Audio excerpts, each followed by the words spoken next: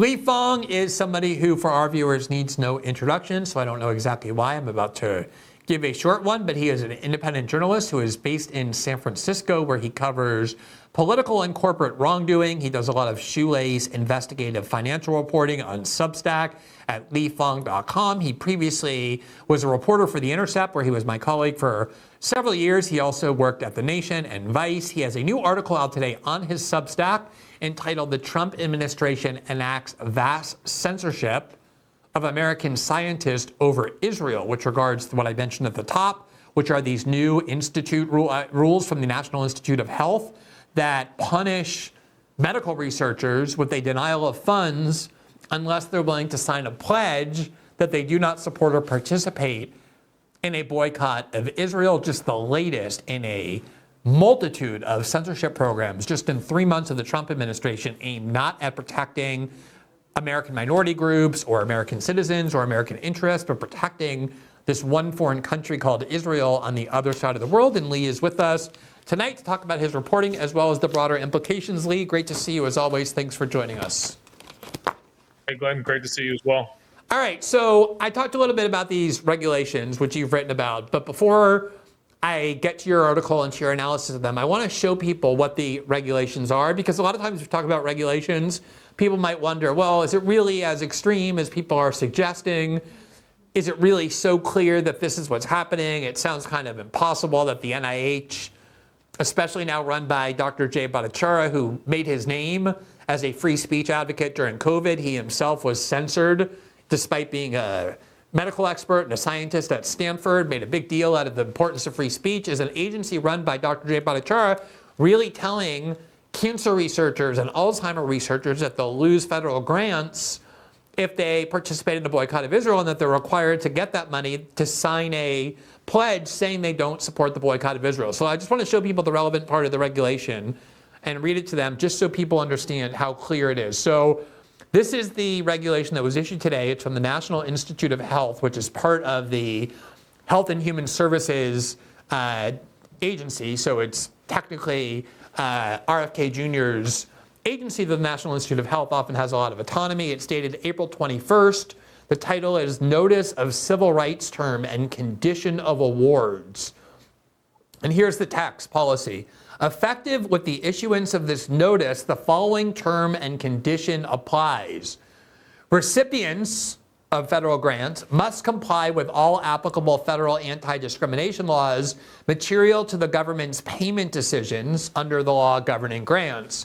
The definition as used in this clause, quote, discriminatory prohibited boycotts means refusing to deal, cutting commercial relations, or otherwise limiting commercial relations specifically with Israeli companies or with companies doing business in or with Israel or authorized by, licensed by, or organized under the laws of Israel to do business. 2, grant certification, award certification. By accepting the grant award from NIH, recipients are certifying that, quote, 1, they do not engage in and will not engage in, for the term of this award, a discriminatory prohibited boycott, which was defined to mean boycotting not any country in the world other than Israel, just Israel.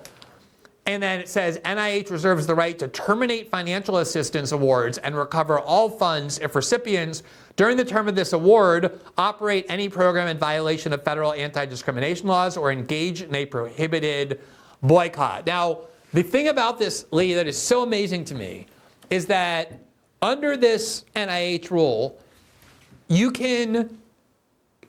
eligible to receive major medical grants from NIH, major research grants to find cures or treatments for diseases, if you boycott any single country in the world on the planet except for Israel. And in fact, you're even allowed to boycott American states. We've seen boycotts organized politically toward American states over the past 10 years. They boycotted Indiana and North Carolina over so-called bathroom bills. They boycotted the state of Georgia over their voting rights or their voting laws about voter ID and the like that they compared to Jim Crow. They lost all sorts of opportunities.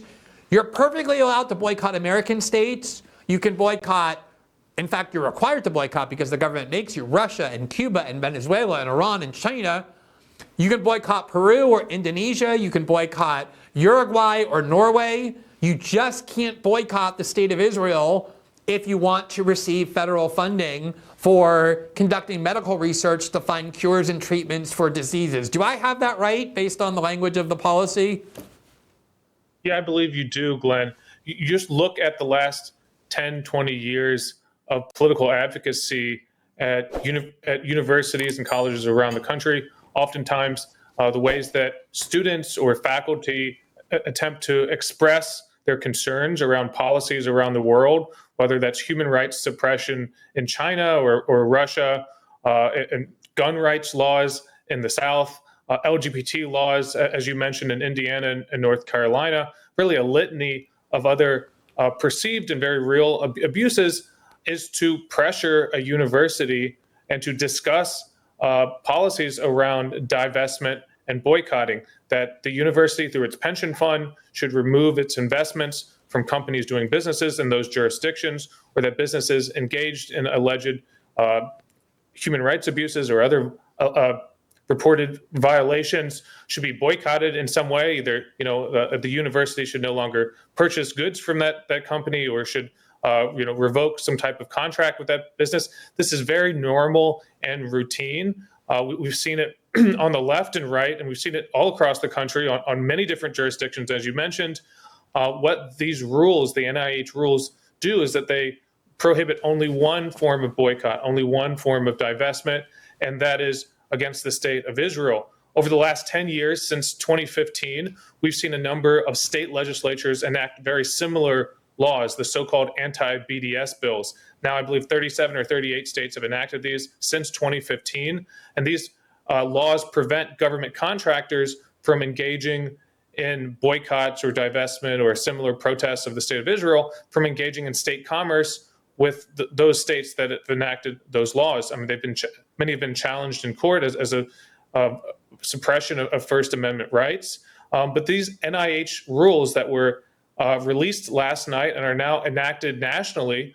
The NIH is the largest funder of biomedical research in the world. Really touches every corner of our research institutes, almost every major university, every major kind of medicine and other kind of biomedical research effort.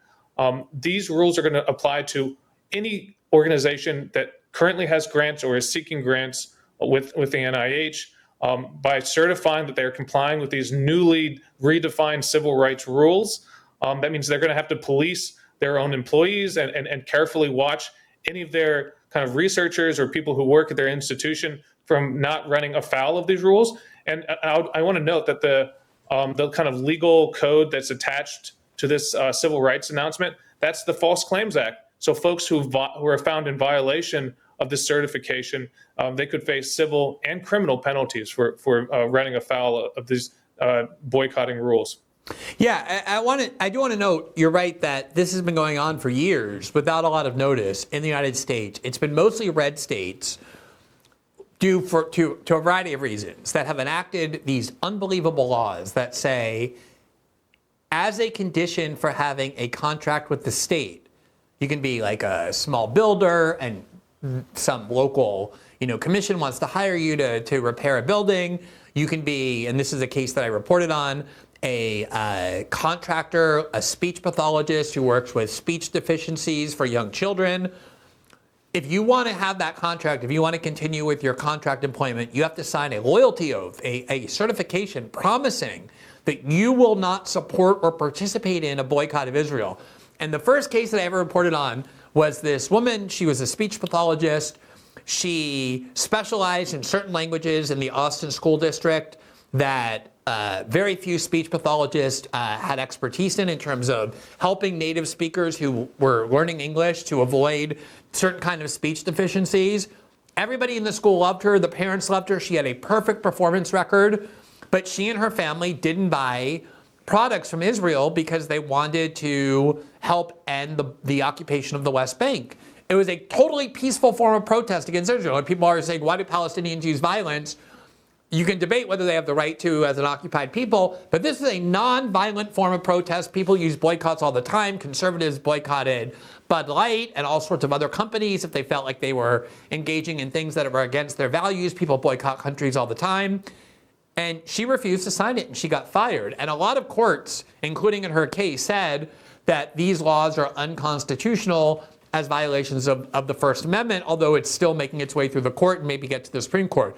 One of the things, the examples that I've always found most amazingly, and I've tried to always just show this as something that is shocking actually, Andrew Cuomo, when he was the governor of New York, and I think we have this on the screen, he ordered New York state employees to boycott the state of Indiana and the state of North Carolina. He forbade any travel to North Carolina or to Indiana. These are not foreign countries, these are American states, based on his attempt and desire to participate in the boycott of those states for having passed bathroom bills saying people have to use the bathroom that corresponds to their biological gender and they can't use any other bathroom. There was a boycott organized of Indiana and North Carolina. He mandated that the entire state avoid any contribution of resources to those states. He then turned around months later and announced that anyone who boycotts Israel will be prohibited from having contracts with New York State. He wrote this op-ed in the Washington Post, Governor Andrew Cuomo, if you boycott Israel, New York State will boycott you. How is this not, for people especially who call themselves America First, but even just for any American citizen, not producing enormous amounts of outrage that, like, under the law and under government policy, you are able to participate in a boycott of your fellow citizens, your own country, the states within the United States. The one thing that you cannot do is participate in a boycott against this one foreign country called Israel. Well, look, this is just part of a wave of suppression of speech and activism around Israel. There are forces, pro-Israel forces, this is not just coming from the pro-Israel Jewish community. There are many Christian Zionist groups that are very in support of Israel, but in any case, very powerful advocacy groups that have pushed the government in this direction. They support Israel. They want kind of lockstep support of Israeli policies and Israel's war in Gaza. They can't tolerate any dissent. That's why we've seen a wave of laws over the last few years passing the IHRA, which redefines anti-Semitism to include a number of provisions, one of which is describing the state of Israel as racist, that can now land you into some prison time in some states because they've updated the hate speech codes in places like Georgia and Arizona, and they've attempted to pass federal legislation to that effect as well. They've attempted to encode the IHRA into the kind of speech codes at various universities, including Harvard University, which actually accepted the proposal from pro-Israel advocates in the Trump administration, despite the kind of very well publicized fights they have with the administration. They've actually accepted that change to their campus policy. You look kind of just across the board, the fact that they are taking legal foreign students, people who are here on a green card, who are getting their PhD or a graduate degree, and who have engaged in nonviolent protests or simply writing a column in their student newspaper criticizing Israel and calling for their university to divest from Israel. People like that have now been abducted from the streets by ICE agents and are now sitting in a cage in Louisiana for simply engaging in speech that is critical of Israel. And for folks who are watching these kind of ICE abductions of students over Israel criticism in the last month,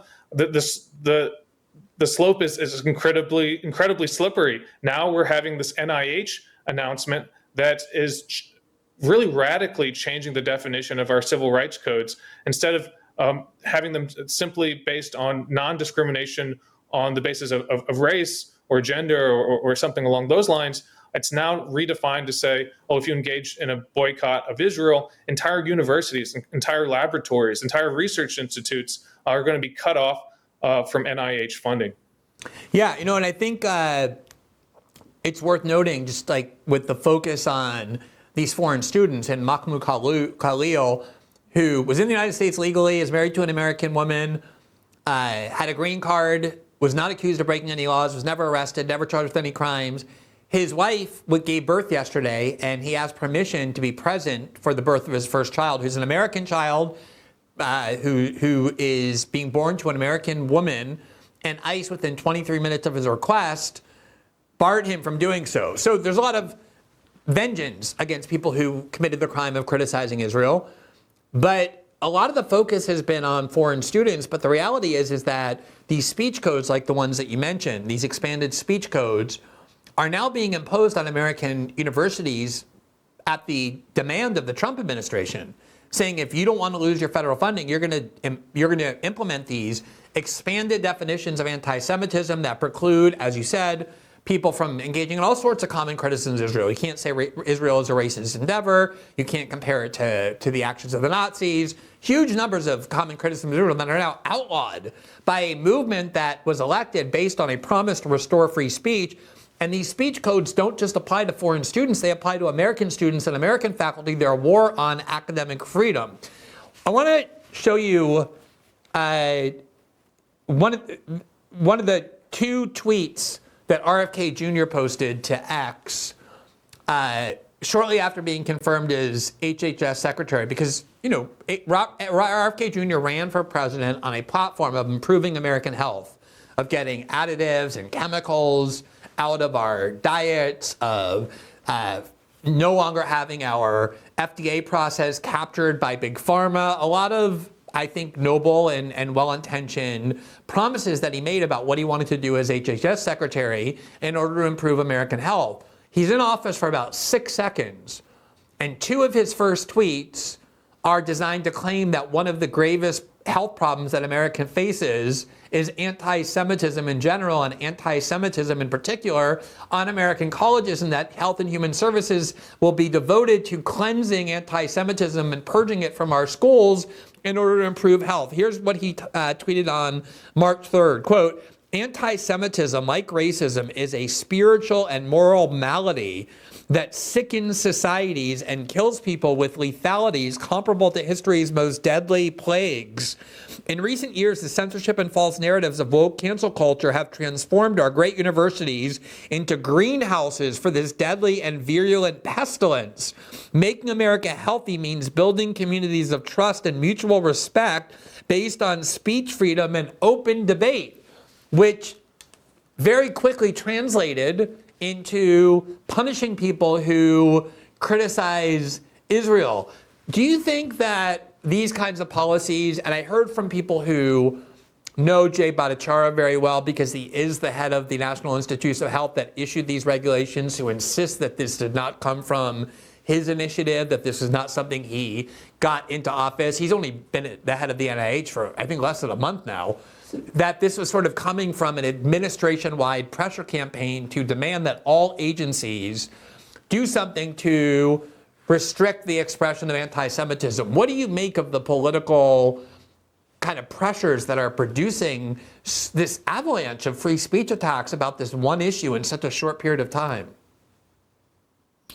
Well, look, the Seventh Eye, an Israeli investigative news outlet based in Israel, engaged in the equivalent of Freedom of Information Act requests, public document requests, litigation against the government of Israel to obtain internal documents. They eventually succeeded and obtained hundreds of documents that show that since 2017, the Israeli government has poured millions of dollars into a secret effort to pass the original anti-BDS laws in state legislatures. I mean, it's really well documented that they were sending money through various proxy groups to groups like the Israel Allies Foundation, which included some of the very first state legislators who passed these laws.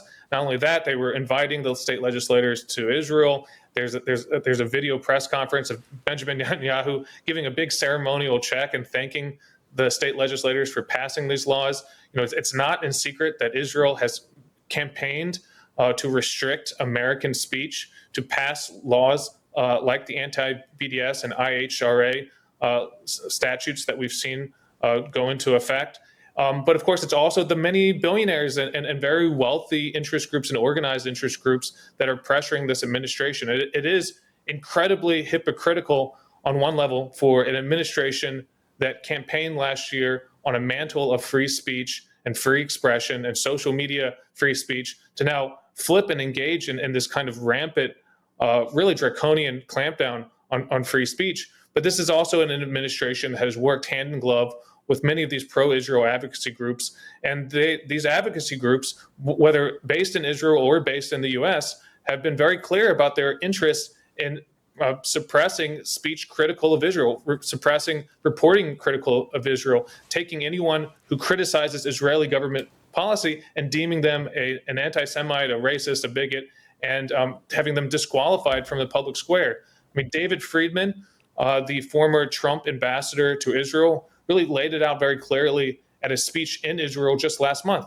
He said, look, if you're an anti-Semite, in his perspective, we're going to make your life miserable, we're going to deport you, and we're going to put you in prison. And that's what the Trump administration is doing. I mean, that if you watch that clip, you listen to David Friedman's words, that does not sound like a government or a government official that is interested in the basic principles or foundation of the First Amendment or free speech. This is someone who's looking to suppress and literally jail their political opponents. Thanks for watching this clip from System Update, our live show that airs every Monday through Friday at 7 p.m. Eastern exclusively on Rumble. You can catch the full nightly shows live or view the backlog of episodes for free on our Rumble page. You can also find full episodes the morning after they air across all major podcasting platforms, including Spotify and Apple. All the information you need is linked below. We hope to see you there.